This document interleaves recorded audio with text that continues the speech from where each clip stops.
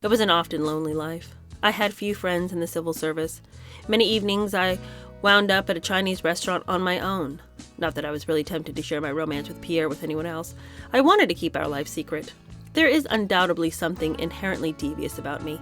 I took pleasure in imagining that everyone around me thought I was leading one sort of life, while in fact the truth was so very different. I even played a game with myself. I tricked my friends into talking about Pierre while I laughed silently to myself. I couldn't really discuss all this with him because I was very loath to let him see that he was becoming fast the only point in my life in Ottawa. My work was boring. I had no friends. But for him, I would have packed and caught the next flight home.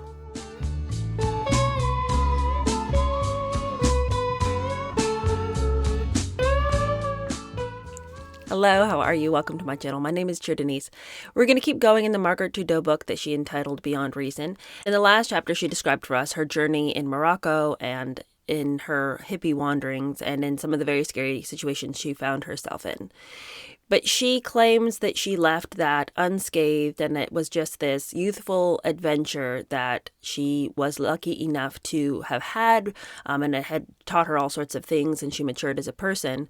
But now she was ready to sort of leave that promiscuous lifestyle and all of its clutches and, go back to something. She's not quite sure what. She goes back specifically wanting to impress Yves Louis, this French guy that she had met. And he's none too impressed with her and shuts her down time and time again. And like she said in the last chapter, their relationship was like her being on the train which she continues to fall asleep just as she's about to reach her stop and then having to take that journey again and again, and she keeps missing her stop. I thought it was a really apt description for those kinds of relationships that we're in, where we keep trying to impress the person, and no matter what we do, they are unimpressed. So this chapter is going to begin with this lost place that she finds herself in, trying to get the attention of Yves and unable to do it.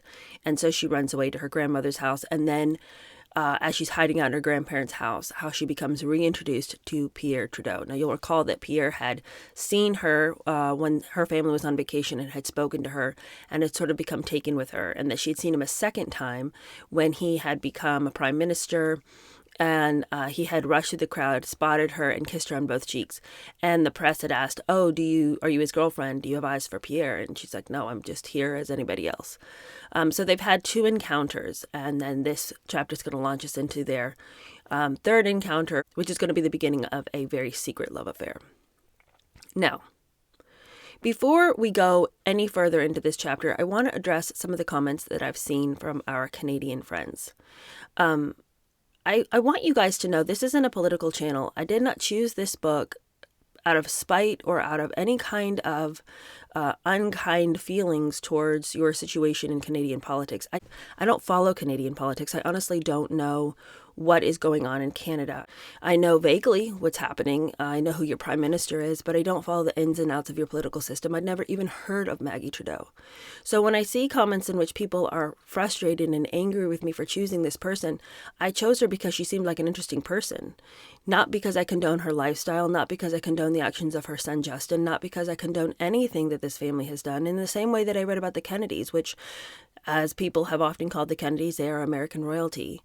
But just because they are quote-unquote American royalty, I felt no shame in saying, hey, well, I want to dive into their stories, find out more about them. Why did they do the things that they did? And as anybody who's watched this channel knows, I have not spared the Kennedys' criticism.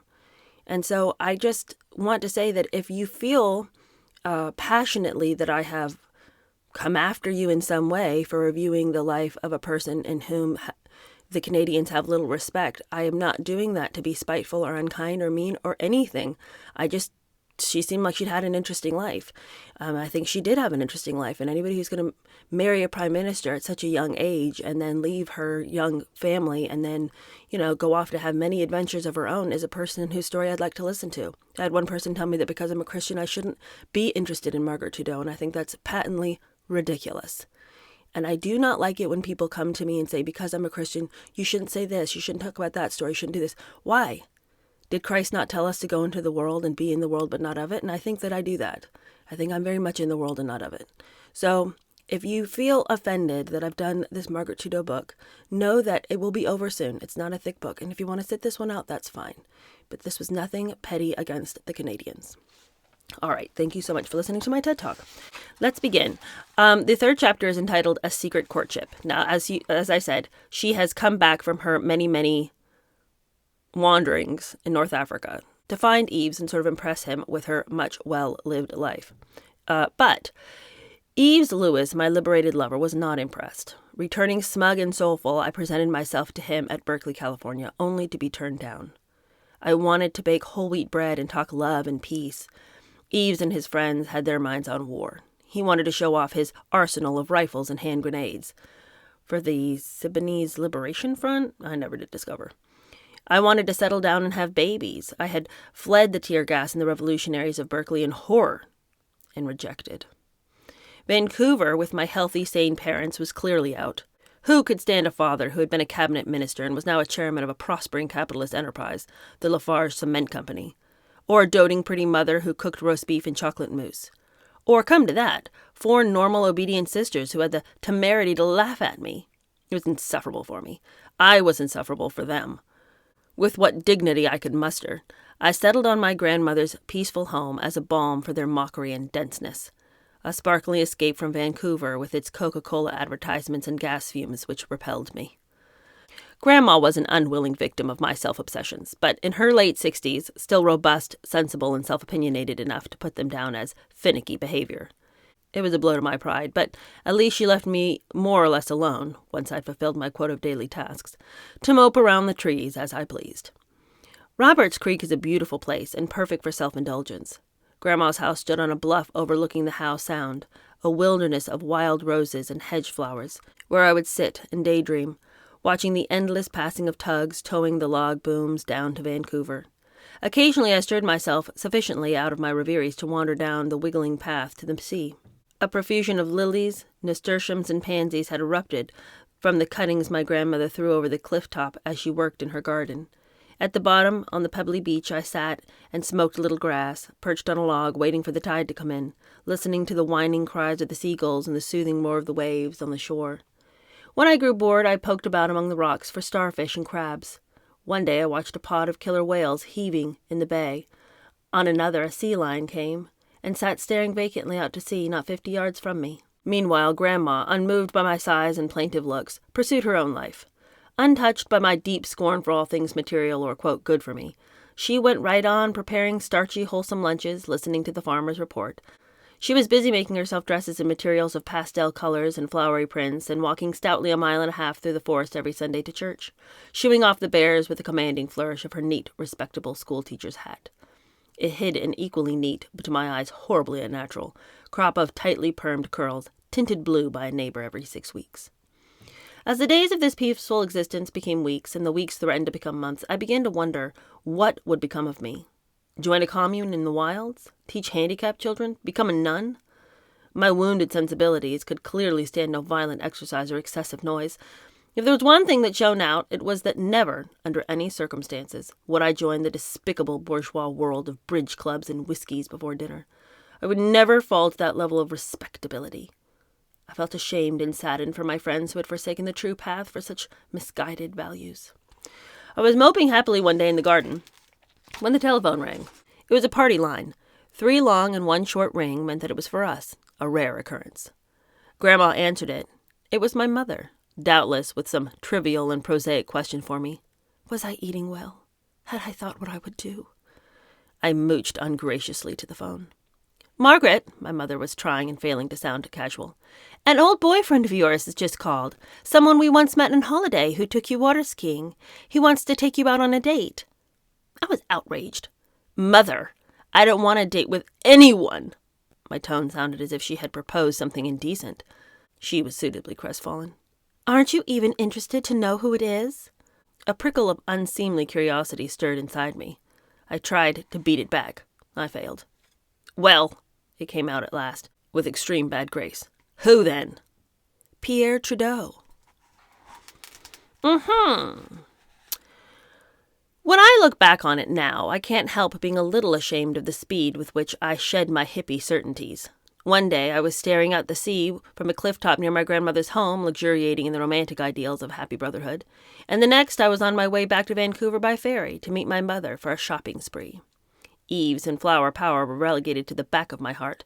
At the front was only one thought: I've got nothing to wear for the Prime Minister. It had been all too easy to persuade me to accept the date. I kept up my fashionable nonchalance for just the time it took to buy a dress. We trudged from shop to shop, my mother a miracle of patience, as I rejected dress after dress with the barest hint of anything synthetic. At last, in a French boutique called Armagi, I found the ideal garment: gabardine, white, short sleeves with fine stitching around the seams. The rest of our shopping, stockings, bags, shoes, all the things I had fondly imagined I would never sully myself with again, took no time at all. I explained them away to myself as a treat, not for me, but for my anxious mother. I woke next morning to a chilly premonition that I had really let myself in for something. My sisters bounded into my room. It was like a birthday, being looked at and feted. I had been persuaded to go to the hairdresser, and my hair was now wound up in a sleek brown knot, the jagged ends lopped off. Janet lent me makeup, and Mother pinned a diamond brooch onto my dress. Heather filled me several glasses of sherry. I was ready far too early. At 7, I heard a car in the drive. We all raced for the door. But then my sisters remembered that we had discussed who should open it, and reluctantly agreed it should be me, so they fell back. I was terrified. Not only did I have then, and indeed have now, a great awe for people of importance, but Trudeau mania was still at its height, and I was part of it. What was I doing with the Prime Minister of Canada? Why me? And what was this formidable man really like? If I was honest, all I could remember was a nice-looking middle-aged man with funny old-fashioned shorts and a stripy T-shirt. When Pierre came through the door, I liked the look of him immediately. For one thing, he had such an air of fun, such a charming, teasing expression that he made us all laugh.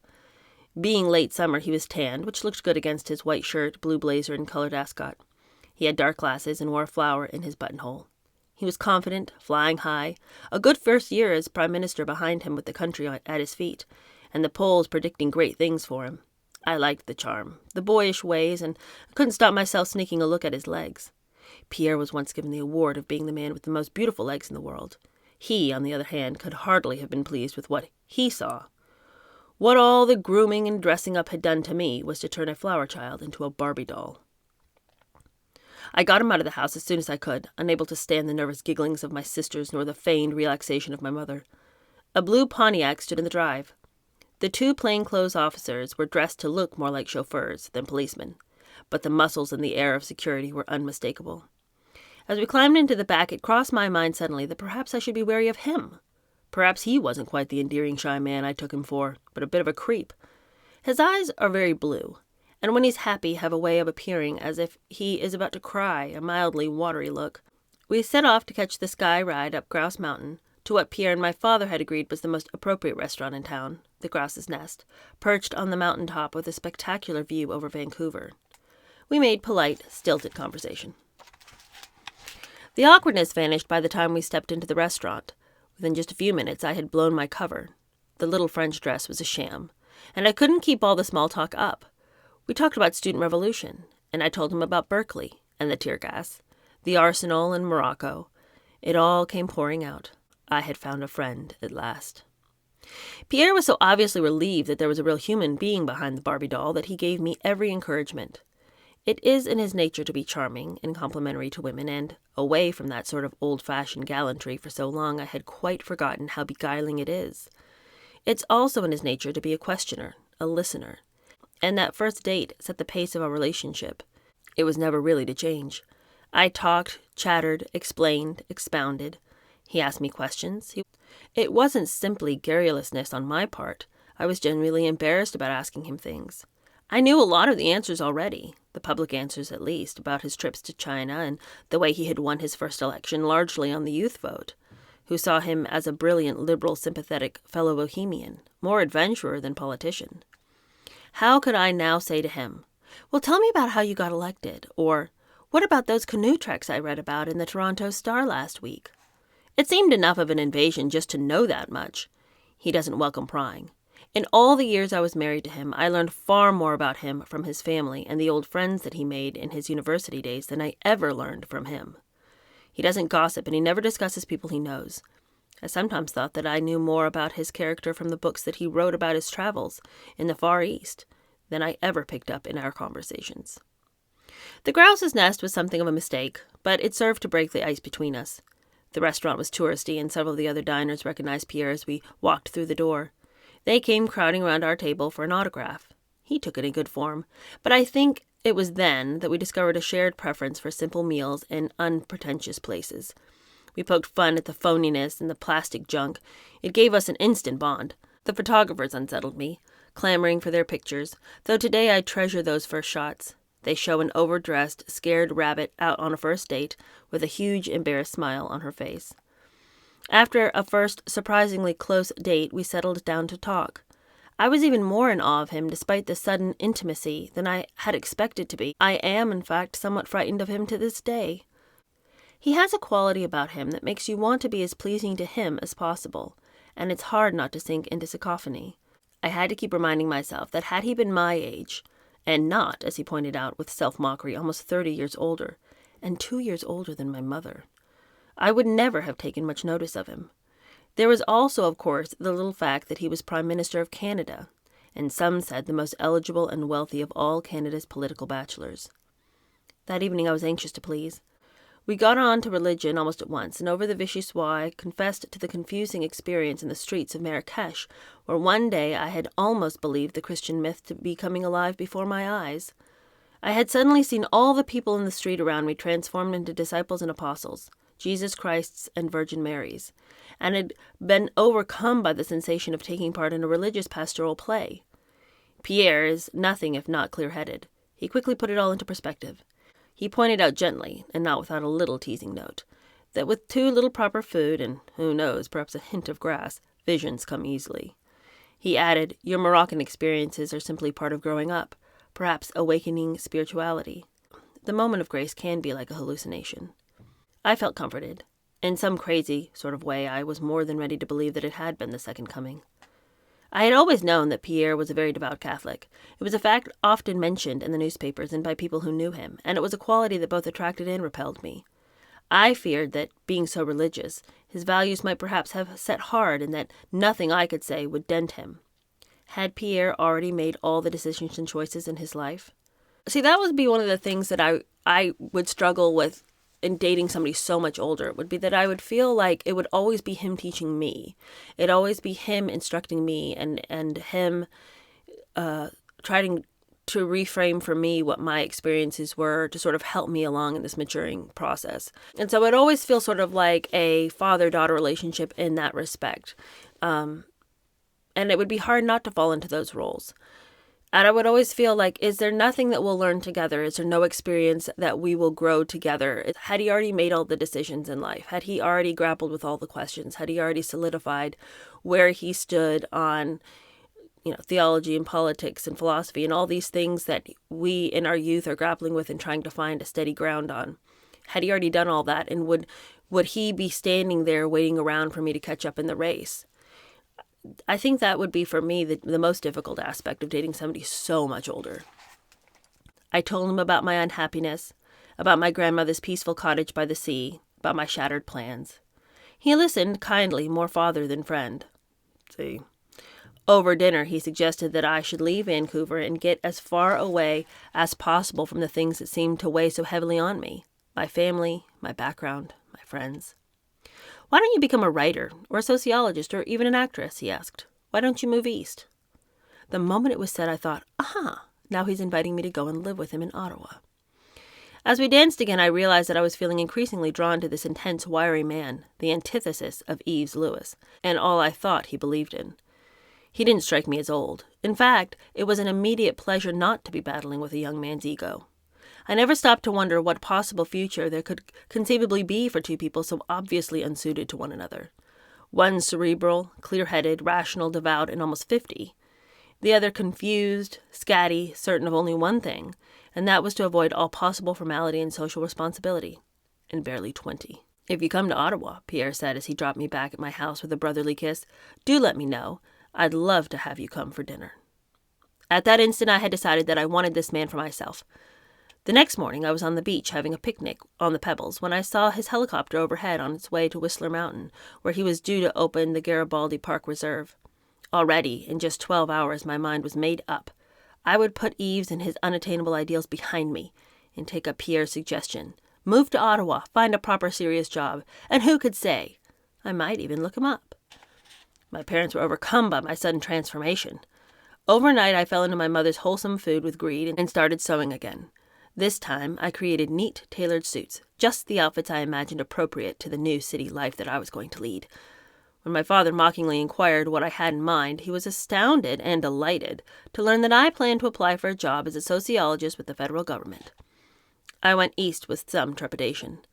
My first sight of Ottawa was not reassuring. A busy city center full of office blocks and blue-suited businessmen.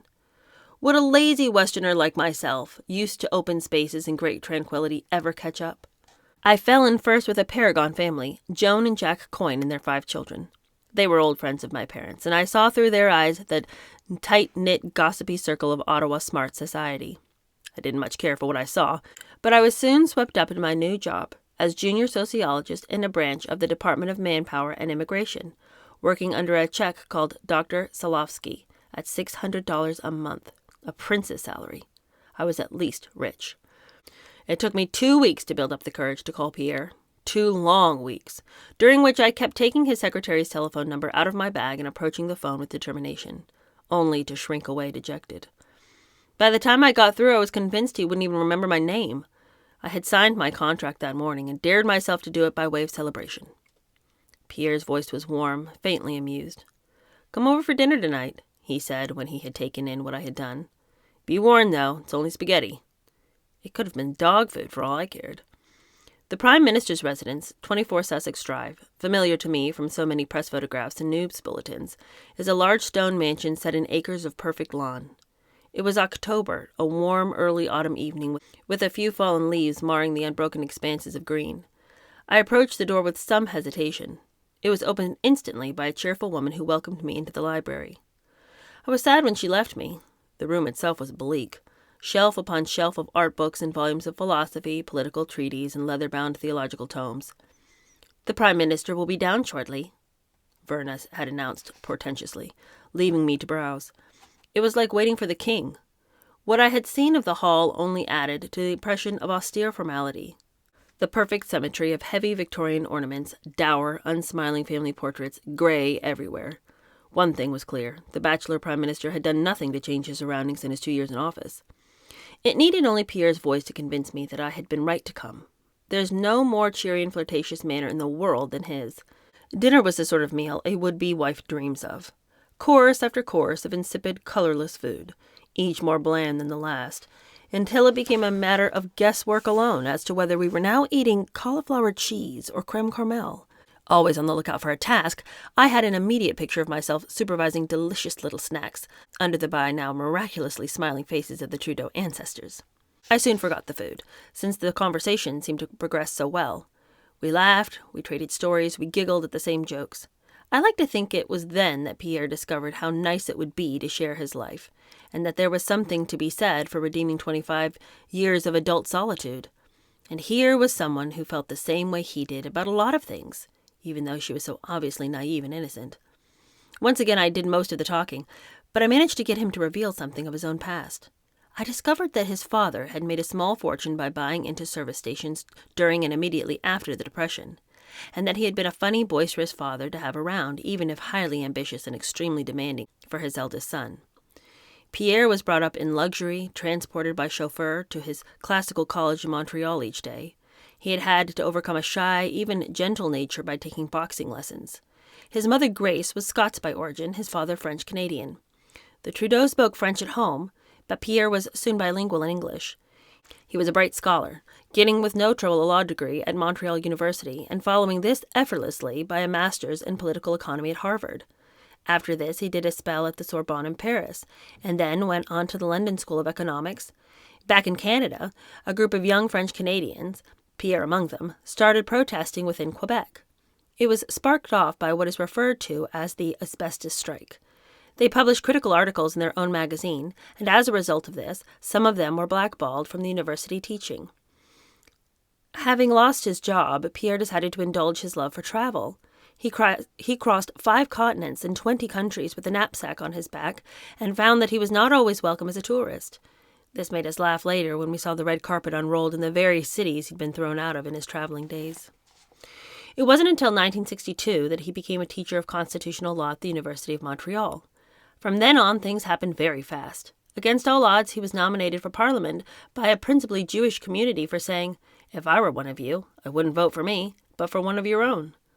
He became Minister of Justice in the Lester Pearson government only a couple of years later. He spent 2 years in that job, making a name for himself with sweeping reforms of the judicial system, championing fair play and human rights, and becoming the beloved black sheep of the Liberal Party. His informal approach, which included the sandals he wore in Parliament on stuffy summer afternoons, was greeted with both affection and distaste, but never indifference. I was beginning to discover that behind the silky, charming manner and the absolute confidence that had given him such a reputation for arrogance was a curiously solitary figure. He appealed to me as a romantic who paid pretty compliments and loathed vulgarity and, as he couldn't prevent himself from saying, all the profanities of my generation.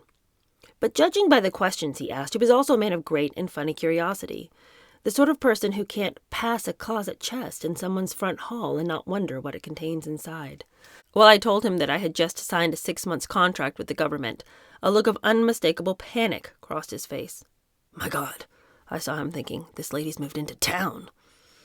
After dinner, he proposed a stroll in the garden. I was a little cold. Across the river, in the crisp autumn air, we could just see the lights of the distant shore. Pierre gently kissed me. My future looked even more promising. Things never happened to me in moderation. Floating along next morning in a state of romantic euphoria, I was startled out of my fantasies by a letter from Eve's. "I'm going to buy a sailboat," it said. "Please come and sail around the world with me. Now I have something precise to offer you." I took this to be the marriage I had pressed for. "Darling Eves," I wrote back hastily, "your letter has come too late. I'm beached in Ottawa. I'm contracted into the very society you urged me to join. Remember?" My letter wasn't entirely lacking in smugness. I now settled down to the inflexible routine of the civil servant. My job, I discovered, consisted of finding ways of helping misfits, quote, rejoin the mainstream of Canadian economic life. The chronically poor, the hippies, the unemployed were all placed under our scrutiny as under an enormous magnifying glass. I wasn't totally happy with our way of going about things, living in our fluorescently lit, wall-to-wall carpeted offices, drawing our generous salaries, and having remarkably little contact with the people whose lives we were supposed to be magically transforming. I soon finished what I took to be my first assignment, handed it in to the director, and waited to be told what to do next. Nothing. That was my job, they told me.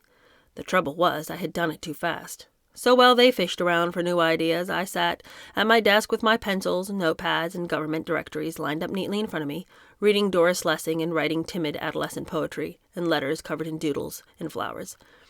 I was bored. I was also angry, particularly after my boss, having invited me to attend a conference on manpower with him as an observer, appeared rather shamefacedly next morning and said, Miss Sinclair, just one thing. Would you mind wearing that little black sweater dress I've seen you in, and could you perhaps leave off the glasses?" I wore a matronly red dress, dug out my wire-framed granny glasses, and I had my hair done in a neat set. It was just as well that I had Pierre. During those autumn months, our meetings were beginning to preoccupy me more and more. By Christmas, we were confessing to each other that we were unmistakably in love, though we were both still full of doubts. Pierre far more than me. It was ludicrous, he kept saying. "I'm simply too old. How can you take up with a man 2 years older than your mother?" Yeah, well, when you put it that way, mister, yeah, why am I here? During the moments his doubts were at their most acute, he fought me off and returned to his social life of pretty ladies. I saw pictures in the papers at dinners and balls with other women, and like anyone in love, suffered agonies of jealousy.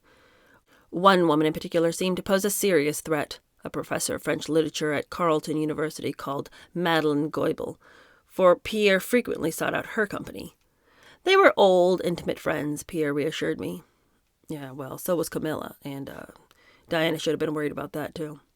Anyway, no danger there, according to him. Another rival was a French-Canadian actress, a sultry, pouting girl. I kept coming across pictures of her, arm in arm with Pierre.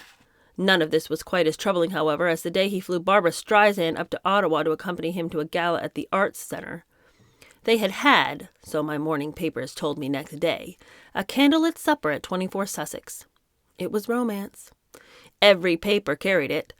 For the next few days, my pique and jealousy was such that each time Pierre rang, I slammed down the phone. "Go back to your American actresses!" I yelled at him. The telephone was something of a problem in our lives. When things were going well, Pierre either asked me to ring him at specific times or phone me when he'd finished work. But neither of us is pushy or aggressive by nature, and on the days that we were off one another, neither made a move. The telephone stayed silent. The rules for dating a prime minister are indeed tortured and complicated. By Christmas, though, the worst was over, and we settled down to a pattern. We met for dinner once or twice a week when Pierre's chauffeur collected me at 7, and Pierre walked me home around 10:30 when he had to get back to work. Occasionally we went to a restaurant in the more unfashionable places. What photographers did catch us simply assumed that I was one of the Prime Minister's many pretty girlfriends. Pierre continued to be the perfect listener. We did not often discuss his work.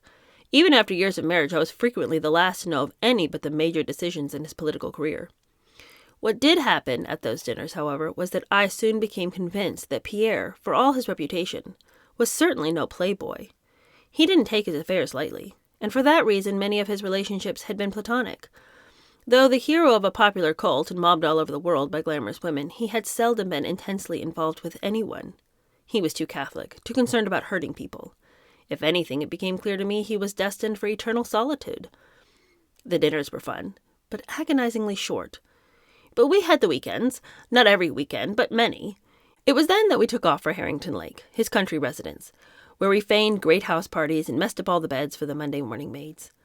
We never, in fact, took anyone with us. Even better were our trips to his remote log cabin and square mile of land at Morin Heights and the Laurentians. It was on these occasions that I really came to admire his self-sufficiency, the way Pierre did things because he wanted to do them, and not for social conventions. "Choose your own life," he kept repeating to me. "Do what you want to do." We sat by great log fires. Pierre cooked steaks and prepared salad while I told him about High Hopes, the cabin of my childhood, and the holidays we had there, and my Moroccan adventures, and Eve's.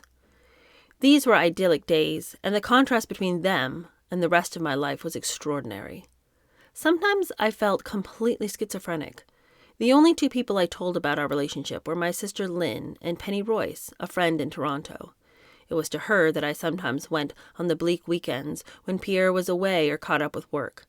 As an alternative escape, I used to travel out to the airport on Friday nights with my enormous salary check and catch the first plane out of Ottawa. Sometimes I ended up in Boston or New York, where I would check into a hotel and prowl around, going to museums and the cinema. When I found myself with Penny, it was as if my new life were pure imagination. In her company, I soon reverted to drinking cheap red wine and eating bread and cheese and listening to pop music and getting quietly stoned. Pierre knew I smoked marijuana, but he had made it quite plain that he wasn't going to join me and that he was at least a little contemptuous of my need for it. It was an often lonely life. I had few friends in the civil service. Many evenings I wound up at a Chinese restaurant on my own. Not that I was really tempted to share my romance with Pierre with anyone else. I wanted to keep our life secret. There is undoubtedly something inherently devious about me. I took pleasure in imagining that everyone around me thought I was leading one sort of life, while in fact the truth was so very different. I even played a game with myself. I tricked my friends into talking about Pierre while I laughed silently to myself. I couldn't really discuss all this with him because I was very loath to let him see that he was becoming fast the only point in my life in Ottawa. My work was boring. I had no friends. But for him, I would have packed and caught the next flight home. In any case, when I was with him, my gloom miraculously vanished. I simply forgot how very lonely I was the rest of the time. As we became happier and happier in each other's company, so I lived only for our evenings and dinners alone together. Then came the day when Pierre asked me to a costume party at the National Gallery. It was our very first public outing. We'd always agreed that I would be bored at receptions at the governors general's or diplomatic dinners, but this would be a livelier occasion. He told me he would be going in black tie, since he hated dressing up, but he pressed me to go ahead with any plans for a Juliet costume. I dug out a red velvet hippie dress with sleeves that fell to the ground, and I had my hair pinned up under a net of pearls. When I got to 24 Sussex, Pierre was charmed and in good spirits. I by then was distinctly nervous, and I had good reason to be. From the instant I stepped out of the car, to the flashing of photographers' cameras, to the moment I got home, I was in hell. It wasn't only that we were gawped at, shoved and cut off from one another, but that every group we joined fell silent at our arrival. Jolly laughter froze, and jokes were broken off midway. Here comes the Prime Minister.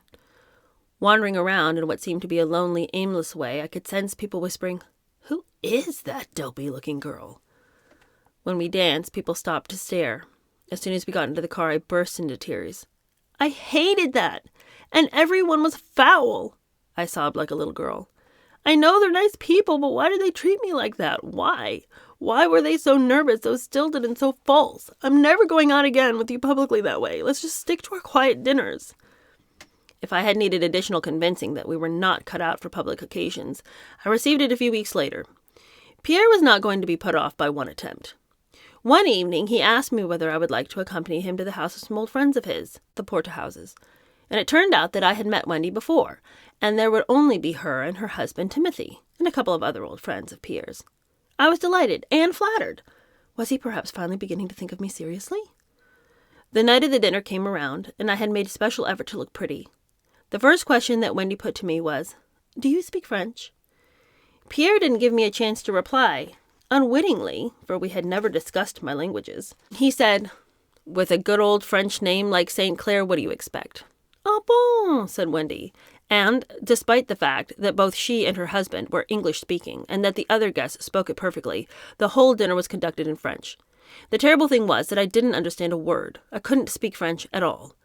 The moment at which I should have told them passed by. Then the laughter and the jokes were such that all I could decently do was plaster a grin on my face and pretend to be following them. No one spoke to me. They were only interested in Pierre and in their own lives. At 10:30, Pierre had to go back to the Parliament.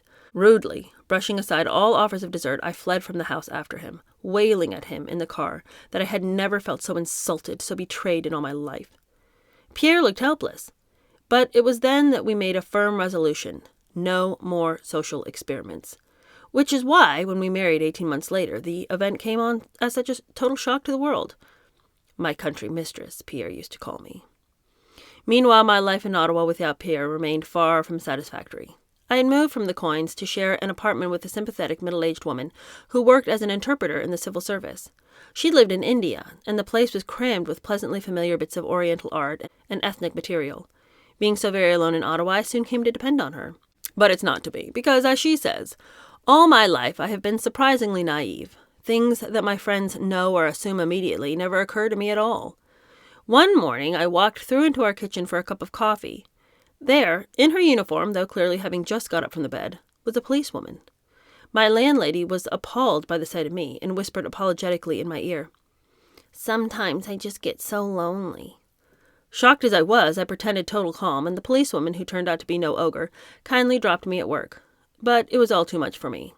I couldn't cope with Pierre, and my rotten job, and sharing an apartment with a lesbian. Happily, an old Ottawa friend called Julie suggested that we share an apartment, and within weeks we had set up an apartment together. It was wonderful leading a normal life again, with parties and friends. But it was something of a break with Pierre. We started canceling our regular dates, and before long I had taken up with a divinity student. In my desperation at Pierre's indifference, and in an attempt to bait him, I even agreed to an engagement with my would-be pastor, which came to a hasty end after Pierre came west for a skiing trip to Whistler Mountain for the Easter of 1970. Joyfully, sensing a more committed relationship with Pierre, I bade farewell to my divinity student, and to the horrified astonishment of my parents, proceeded to spend the most romantic, flirtatious holiday with Pierre and one of his great friends and cabinet colleagues, Jean Marchand. I also discovered that Pierre was such a strong skier that I could not begin to keep up with him. My mother was full of dire warnings. "Don't be the mistress of a politician twice your age," she kept repeating. "Pierre will never marry you." She might have been proved correct, but for my determination a series of lucky events. After Easter, I quit my job. I'd had enough of sitting in front of an empty desk. I began to think seriously of child psychology, and I was accepted as a graduate student in the psychology department of Ottawa University, to start in the fall. I had 6 months to fill. These changes unsettled me to the point that I realized that I no longer wanted to be Pierre's country mistress. I wanted more. I wanted to live with him. I wanted his children. And as Pierre sensed my growing closeness, he seemed to shy nervously further away from me again, as if he were simply accepting the inevitable. That a dizzy, distracted girl 29 years younger than he would, in the very nature of things, sooner or later leave him. The end came one weekend when Pierre was holding a caucus party at Harrington Lake. I was staying in the house, but since there were workmen around all day setting up the marquees, I had to stay hidden indoors. Chafing at the absurdity of it all, alone and hiding, I suddenly found that I couldn't stand the futility a moment longer. I packed and left. I saw Pierre once again as I was leaving Ottawa for the West. The airport was closed because of a major plane crash, and in that rather heightened mood of fear and nostalgia for the lost love, I went to call once more at 24 Sussex Drive. I was dressed up for the part of romantic heroine, since I had decided to fill in the waiting hours by attending a garden party for Prince Charles being given by the Governor-General. I found Pierre in as sad and emotional a state as I was. We both cried. "I can't press you to stay," Pierre told me. "You're too young and too romantic. And in any case, I don't believe that you would be faithful." I went off, full of renunciation, and was immediately charmed by Prince Charles, who looked at me closely and said, "Are you an actress?" "No." "Well, then you should be." And he moved on. Pierre was undoubtedly right about my flightiness. I soon joined up with a group of friends, about to cross the country in a $20 car. One of them seemed the perfect alternative to Pierre. He was a rock and roll guitarist, as guileless and youthful as Pierre was worldly and astute. By Winnipeg, I couldn't stand the sight of him. I dialed Pierre. He was out. We pushed on. 2 days later, Pierre was in Winnipeg himself, and having heard of my call, scanned the crowds for a sight of me, but by then I was in Vancouver. I settled down once again with my long-suffering parents and prepared to spend the summer with old friends, forgetting Pierre. The plan worked for a while. I had fun. Then one day I realized what a charade it all was, and I hurried to the phone. Pierre's immediate warmth put me on my guard. "Will you come scuba diving with some friends?" he asked as if nothing had happened. I was furious. "What for?" I asked. "More pain? I can't go on playing this sort of life." I was the one who always waited by the phone, I thought crossly. It was Pierre who played all the shots. To my surprise, he sounded confused. "Well, no, I've been doing some serious thinking. Come and we'll talk about it." He was about to pass through Vancouver on his way to the Williams Lake Carnival and Rodeo, so I hitched a lift with him back to Ottawa on his official plane. We always argue about what happened next. As I see it, we spent the weekend at Harrington Lake. One boiling afternoon, sitting down by the water, Pierre said reflectively, "Well, Margaret, perhaps we should talk about getting married?" It was a question. "Not," says Pierre, "a proposal. But I chose to take it as such. In a second I was on my feet, flinging my arms around him. "When? Tomorrow?" It was the first time the word had been mentioned. Pierre laughed. "Hey, take it easy." I was so excited I leaped from the rock I was perched on and into the lake, where I swam around and around in circles like a frenzied dolphin. When I was calmed down, he put his conditions to me. I had to convince him, he told me, that I would be a good, faithful wife to him, and that I would give up drugs and stop being so flighty. He made it sound as stark and bold as he could. "You must realize that you're not marrying just anybody. I am the Prime Minister of Canada. My job means a lot to me, and it won't be an easy life for you. It wouldn't be an easy life even were I not Prime Minister. I'm 50 years old. I've never lived with any woman for long, and I'm extremely solitary by nature." I paid no attention to his words, only to his proposal. Having made up his mind, Pierre put the days of vacillation behind him and became the most loving and attentive of suitors. He was also at pains to make it easy for me. He knew what he wanted, but he knew, too, that he must convince himself that it would be work. Not for nothing was his motto, reason before passion, though with me reason and passion had met and clashed, and reason had lost. This period was the closest I ever came to seeing Pierre out of full control in all our time together. But here, too, reason played its part. Pierre wanted children and was saddened every time he looked around at his friends and saw them with children already grown, or even with small grandchildren around. Also, we'd been running the risk of my getting pregnant. Pierre objects passionately to birth control, and had persuaded me to give up the pill within months of our meeting, so that the end of every month brought considerable tension between us. As for me, I didn't care where, how, or when we got married. I just knew I wanted it to be with him. Can I just make a side note? I know I haven't done too many. It's just that she's telling a story just fine. I don't need to butt in. But isn't it weird that he would object to birth control, but he doesn't object to sex outside of marriage? I don't understand this picking and choosing that some people do when it comes to the rules of their faith. I mean, I understand him not encouraging her to be on birth control, but she wouldn't need to be on birth control if you weren't sleeping with her outside of your marriage. I just find that so odd and hypocritical. We set off for the promising scuba diving trip in a state of considerable excitement, managing with difficulty to keep our plans from the friends who accompanied us. We lived in a derelict shack on the beach and dived all day, spending romantic and exhausted evenings pacing the sand, while Pierre questioned me minutely about my past. He needed to know everything, he said, in case anyone in the future blackmailed him about me. Everything. It was sometimes funny, sometimes painful telling him, but I didn't really care. Occasionally he said almost sadly, "I know you'll leave me one day." "Never, never," I replied passionately, furious that he would even think such a thing. "Let's test it," he said finally. "You go back to Vancouver and keep our plans a secret. I don't want a circus of it. We'll have a quiet wedding when we think we're ready." My family and my friends had never seen me in such a state of exuberant happiness. The worst part of it was that there was no one I could tell. I couldn't stand the loneliness and the secrecy for so long and finally broke down and confessed what was happening to my mother. She was skeptical and far from pleased. "You're making a big mistake," she kept saying, adding that on no account should I tell my father anything at this point. So the two of us, me delirious with excitement, my mother doubting and troubled, began to prepare for the day when I would become the youngest wife of any political leader in the world. That is the end of that chapter, my friends. This is crazy. I want to go back to her comment about, was he a creep? Because it is weird to me that he would pick this young thing when he really had his pick of any of the ladies. Now, how many of you have thought fleetingly in your mind, once or twice, of Charles and Diana? It's come to my mind a few times. But the difference there is that Diana was not unworldly, because I think that people often mistakenly paint her as this innocent who had never even known another man. And I don't think that that's really true when we consider that she'd had boyfriends and, you know, her youth and her time away in Switzerland and whatnot has, her friends tell some stories. She could be spiteful when somebody would stand her up on a date or whatever. And, you know, so she had done a few things. But she was no hippie in Morocco fighting off the Pauls and Ahmeds of the world. And so I think that the comparisons sort of fade. But we have this older man.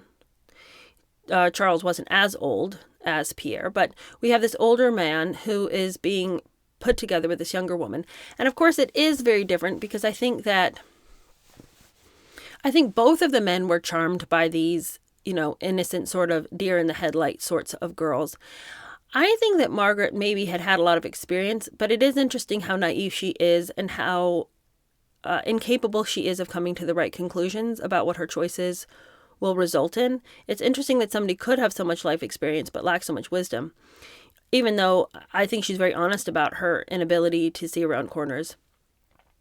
But it's not surprising to me the trajectory of both of those relationships, both Charles and Diana, and now Pierre and Margaret. Of course, we know Margaret will eventually end up leaving Pierre, and I think that, of course, Diana, I think she wanted to stay with Charles, but I also think that they were just so different that their relationship was never going to work, because she just wasn't the sort of person that he could have an intimate relationship with. Just intellectually, I just think that they were in completely different places. And I think that Margaret and Pierre seem more closely aligned in what they could talk about. They could have long discussions. They do seem like they enjoyed each other's company. So I don't think it's an adequate comparison at all. I just found myself continually thinking about both of them. And maybe it's because the time frames are similar too. These older men taking on these really young wives, and then their relationships just falling apart completely. And those are probably the only comparisons that one could make. It is interesting to me why Pierre would want to be with Margaret. She is very beautiful. I mean, there's no doubt about it. Gorgeous. And she was probably an interesting person because she'd had, you know, lots that had happened in her life. But you can see that he's scared about taking her on and taking on the flightiness and taking on somebody who is so uncertain about so many things. She had not made her mind up about very many things. And I think that for somebody who was almost 50 to marry somebody who's barely 20, I just can't, and who they had both lived such very divergent lives. I just wonder what he thought was going to happen. Was he just drawn to her sort of naivete and her, I don't want to say doe-eyed innocence, because she had a lot of experiences, but was he sort of drawn to her inexperience in the real world and not in these sort of hippie fantasies that she had been existing in? Was he drawn to the idea of taking this confused girl and helping her not be confused? Like, I don't understand what he was doing in that relationship, or what the fun was for him. But we will go on to see what happens here and in the crumbling of this relationship. And I am very sold in on this. I'm really enjoying this story that she's telling and in the way she's telling it. So I hope you guys are enjoying it too. Thank you guys so much for hanging out with me, for watching this, for enjoying the book with me. And I will see you on Friday for our Friday news roundup. Bye.